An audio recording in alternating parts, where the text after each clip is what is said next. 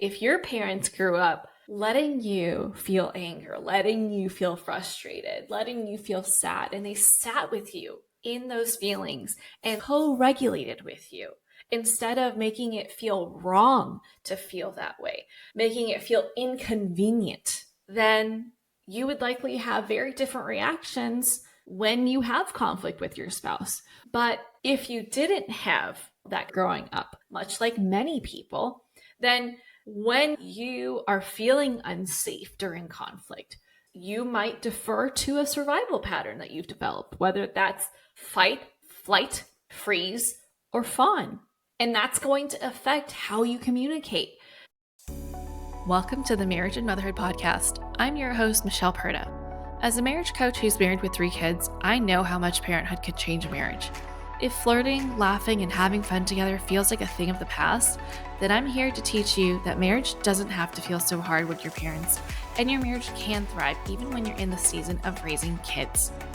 Whether you're in a good place in your marriage and you just want to continue growing together, or you're wondering if you even like your spouse anymore, this podcast has something for you.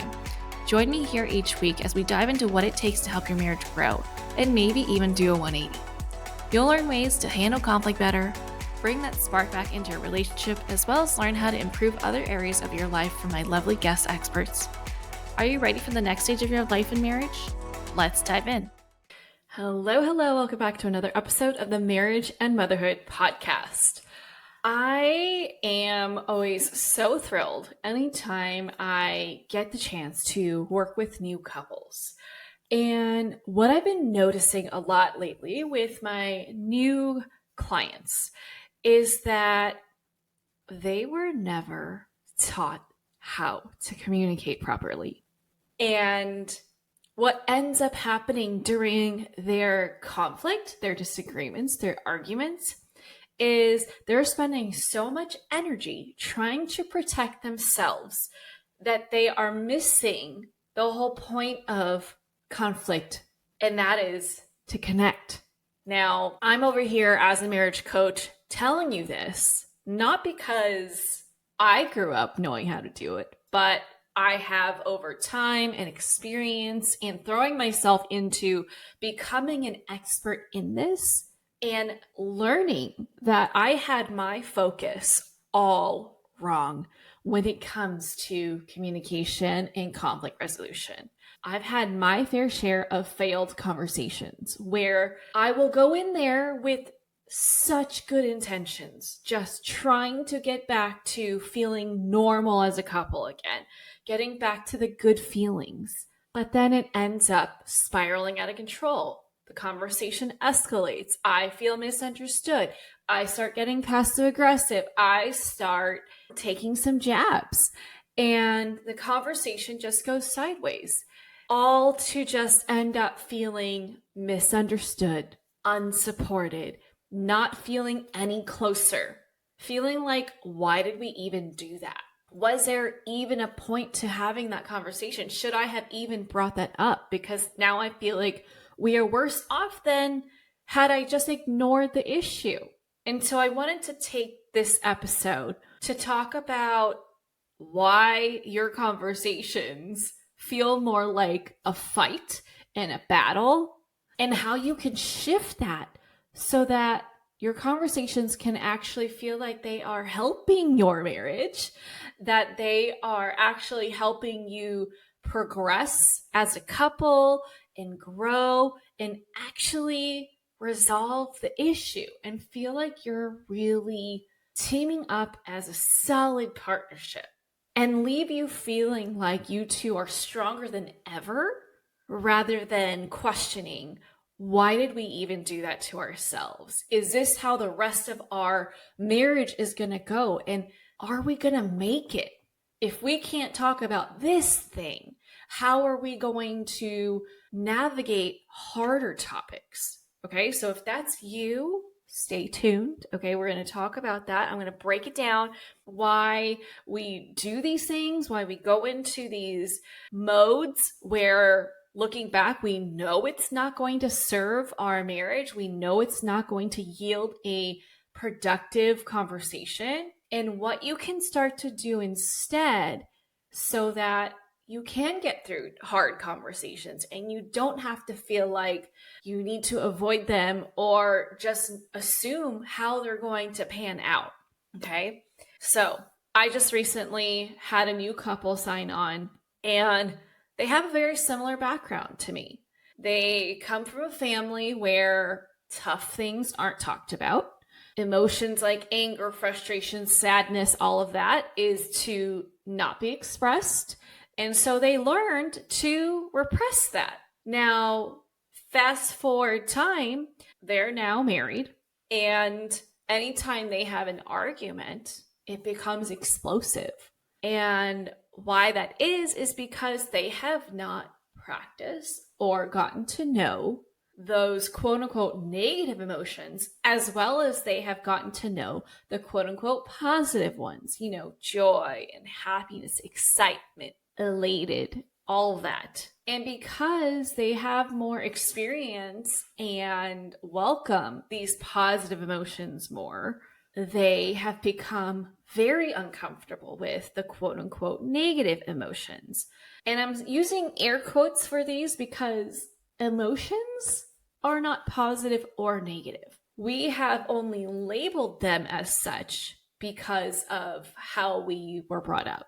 Now, I was brought up this way, and now I am raising my kids in a different way. Talk about challenging, right? Like I am having to reparent myself to be comfortable with the uncomfortableness of those more foreign, less practiced emotions, such as anger and frustration, annoyance, all of that.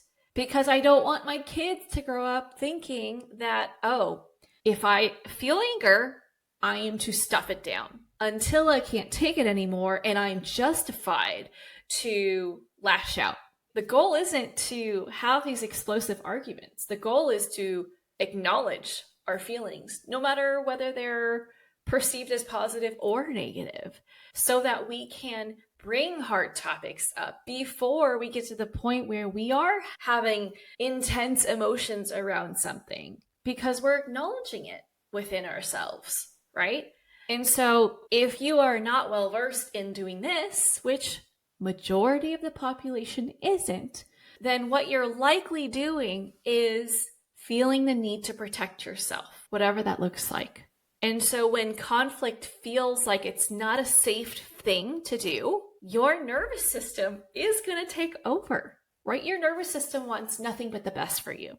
But the best has been defined by your upbringing, right? If your parents grew up letting you feel anger, letting you feel frustrated, letting you feel sad, and they sat with you in those feelings and they co-regulated with you, instead of making it feel wrong to feel that way, making it feel inconvenient, then you would likely have very different reactions when you have conflict with your spouse. When you are triggered and you have these emotions come up, you would have a much different way of responding. But if you didn't have that kind of parenting style, that kind of support when you were growing up, much like myself, much like many people, then when your nervous system notices that you are feeling unsafe during conflict, you might defer to a survival pattern that you've developed, whether that's fight, flight, freeze, or fawn. And that's going to affect how you communicate. That's going to affect how well you listen. So these survival patterns look like, if you're in fight mode, the need to prove your point or correct your partner. If you're in flight, you might avoid or shut down. If you're in freeze, you might just go blank and have difficulty expressing yourself. You're literally frozen. Or if you go into fawn mode, you might just say things to appease your partner just to keep the peace, even if it's not authentic to how you're actually feeling and what you're wanting. But your need for calm and peace overrides your individual needs in that moment. So even though our nervous system has good intentions and shifts us into these survival patterns, and it's trying to protect us, what it doesn't know is that it might also be keeping us away from growing in our relationship. It's stunting the level of intimacy and vulnerability that we can experience in the conflict with each other. So it's not that you don't want to connect. It's not that you don't want to get through this conflict as a couple. It's that you haven't learned how to communicate outside of your survival mode. You see, connection requires feeling safe. And I don't mean just in a physical sense, because I hope that you feel physically safe in your relationship.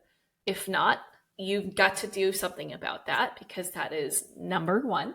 Your physical safety is number one, okay? But physical aside, if you don't emotionally feel safe, and that doesn't have to just be in a relationship where there's emotional abuse going on. There could be perceived danger because you haven't learned how to communicate and sit with uncomfortable emotions, okay?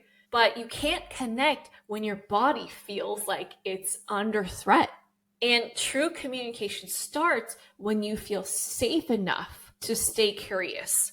So staying curious means curious with yourself, like, how am I feeling? Why am I feeling that way? What am I needing right now? I wonder why I reacted that way. But also staying curious with your partner. I wonder what's going on for him. I wonder what he is needing right now. I wonder why he responded that way. I wonder what his motivation is. I wonder what he is feeling. None of that can happen if we are in a state of survival mode. So it requires us to train ourselves to feel safe, even in uncomfortable moments. Because when safety is missing, every disagreement is going to feel like a personal attack. We're going to feel like we are needing to get defensive or be on offense and criticize our partner. See, the goal isn't to eliminate conflict. The goal is to learn how to navigate it and create safety within the confines of how we communicate. You've heard me say this a million times. I'm going to say it again because it's just so good. Conflict is inevitable, but arguing is optional. So if we can retrain ourselves to let our nervous system know, like, hey, we're not actually in danger. This is just a disagreement. We are just feeling uncomfortable emotions that we're not used to feeling. And on the other side of these uncomfortable emotions is clarity, is resolution. We can start to calm ourselves down and get used to experiencing these uncomfortable emotions and knowing that growth is on the other side of it. It's like doing something that's new to you. It's going to feel foreign and uncomfortable at first because we don't feel confident about it, right? It's this lack of control, this lack of knowing what's going to happen or how we're going to perform. Communication's the same way. And so when we can acknowledge that, yeah, conflict is a very normal part of marriage in any relationship, and see that arguing is something that we choose to engage in, but that there are different options that we can pursue while handling conflict. So if we can choose differently and say, okay, well, I don't want to argue. Instead, I would like to have a respectful conversation with me and my spouse. You can choose that. But in order to choose that, you have to see it as an option, and you have to work on helping yourself feel safe during conflict. So once you start to prioritize understanding each other over being right or winning, that's when your experience of conflict will start to shift, because you will start to rack up your experience of, oh, conflict can actually go well. Conflict doesn't have to mean spiraling. Conflict doesn't have to mean raising our voices or making threats or being petty. Conflict can actually just be a regular conversation that sometimes gets passionate, but we can still respect each other while doing this. And actually, we learn about each other and how we can do that better with each conversation we have. So you can get to that point where that is your perspective of conflict, rather than feeling like tension and negative anticipation over how it's going to go. So you can get to the point where you go from yelling, "You never listen to me," to "I'm feeling unheard right now and I really need your attention." Or "What you just said is triggering something inside of me and I can't move forward with this conversation until we sort this out. What did you mean by that when you said that? Because this is what I'm hearing." Do you see the difference here? Instead of feeling like, "Oh, it's me against you," you're like, "Hold on, time out. Before I move on, I need some clarity around this." Or "Before we move on, this is how I'm feeling about what just happened or what was just said." Or "I'm not really liking how this conversation is going so far. Can we reset? Can we start over? Can we try something different so that I can feel safe staying in this conversation?" Do you see the difference? One way is reaching for connection, while the other is reaching for control. Now, who likes to be controlled? Not me. And I'm betting not you either, or your partner, right? But if the focus is on connection, that's way different. People are going to be more willing to stay engaged in the conversation because we know that you're not out to get me. You're out to fight with me, not against me. Okay? And this is how you can start to shift from survival into connection. First, so important to pause before reacting. This is going to take some practice, and that's okay. First thing is to notice your body. You might not have ever been told this before. You're like, "What does your body have to do with this?" And I get it. It sounds funny. Your body has everything to do with it. Your body is the one that feels the emotions. Your body is the one that tells your brain how you're feeling. But your body doesn't speak with words. Your body speaks in sensations. Do you notice that your heart is racing? Do you notice that you're clenching your fists, or your jaw's tight, or your shoulders almost feel like they're up to your ears? How's your body language? Is your stomach in knots? All of these sensations make up how you experience your different emotions. Is your breathing shallow? Are you feeling tense? Notice what you do whenever you feel this way. What is your current pattern? It's almost like programming.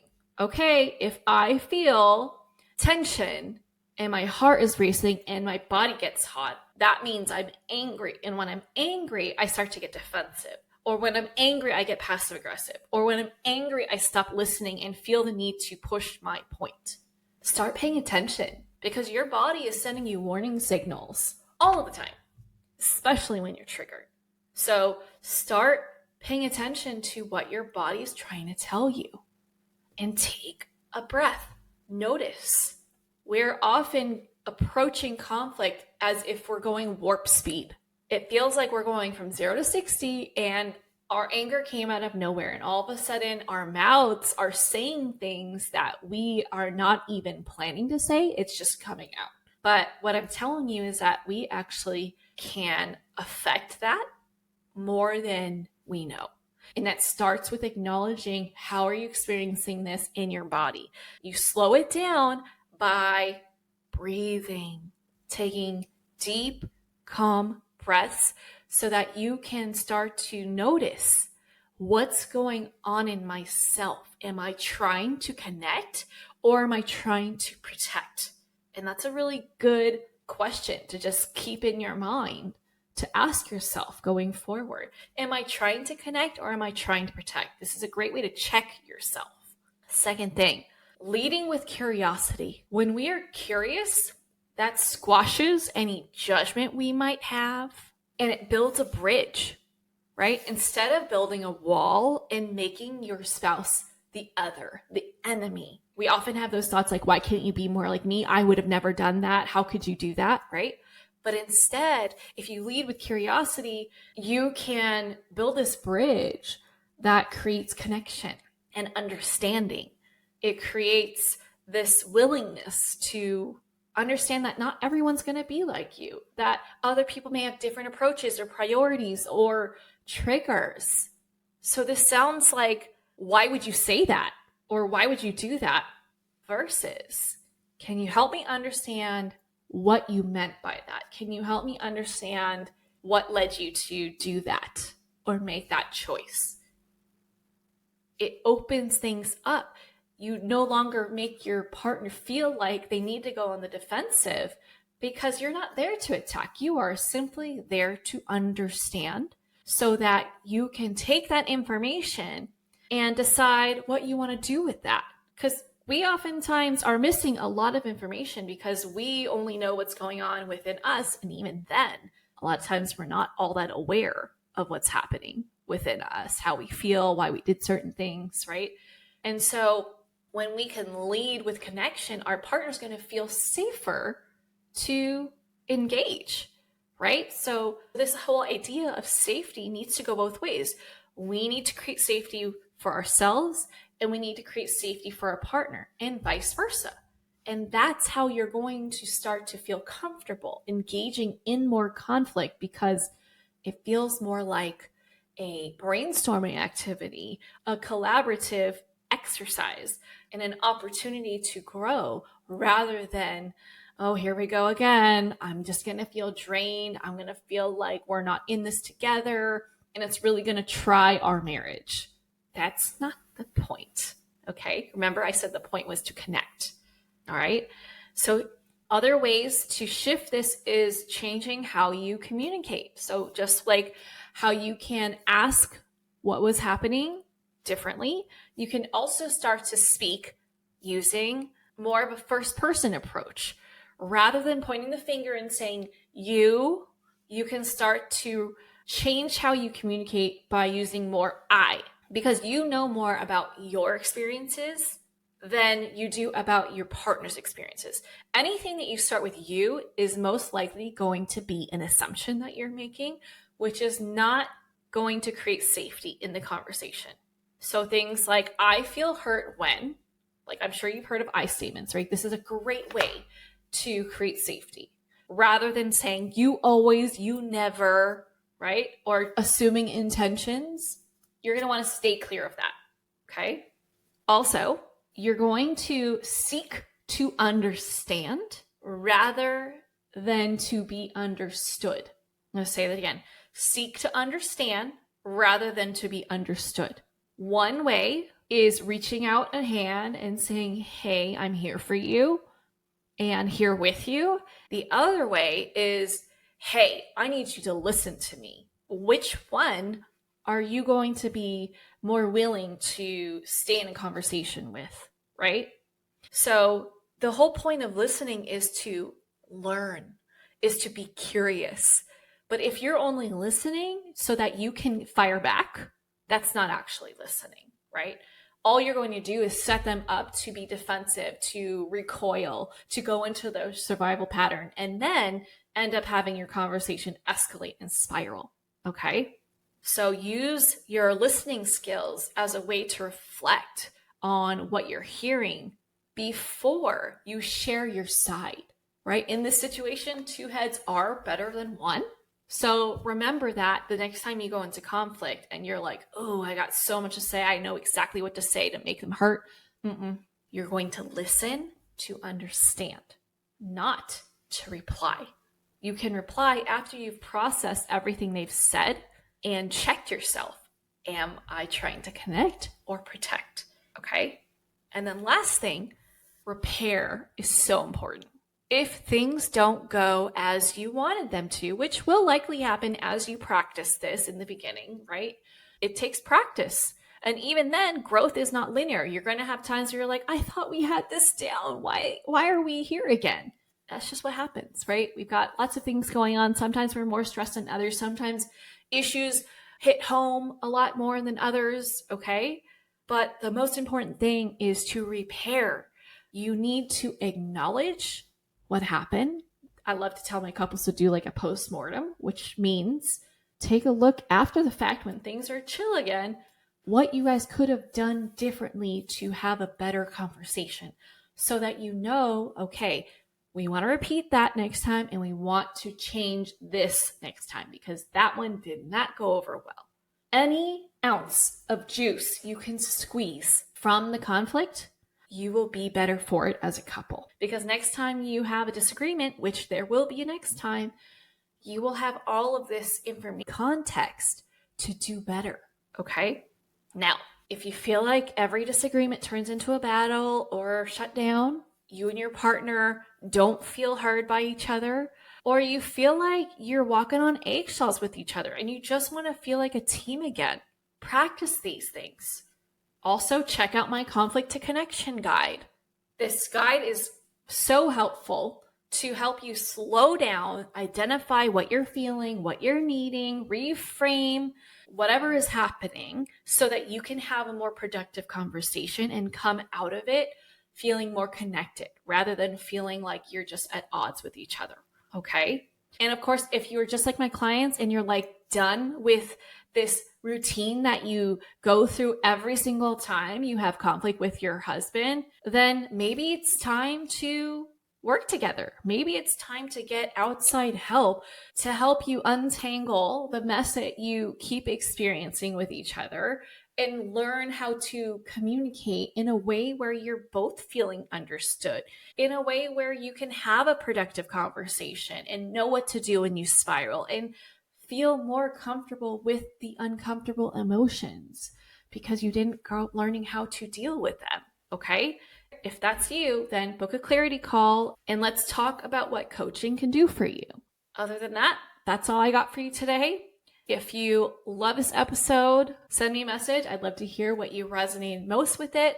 If you know someone that could benefit from listening to this episode, please share it with them. Better yet, tag me in your stories so I can give you a shout out. And if you've been loving the show, thank you so much for listening. I'm so glad you're here and that you're supporting this show. Please leave a rating and review on Spotify or Apple Podcasts, or if you're feeling extra generous, go to both. That's what helps the show grow and more people like you find the show and get the help that they need. And I'll catch you back here on the next episode. Bye. That's it for this episode. I hope you enjoyed it as much as I enjoyed making it. If you did, please send me a message over on Instagram at Michelle Perta Coaching to let me know what you loved most about it. Hearing from my listeners is my absolute favorite. And if you've been loving this podcast, please leave a rating and review. This will help people like you find the show and get the help they need. Catch you here on the next episode. Bye.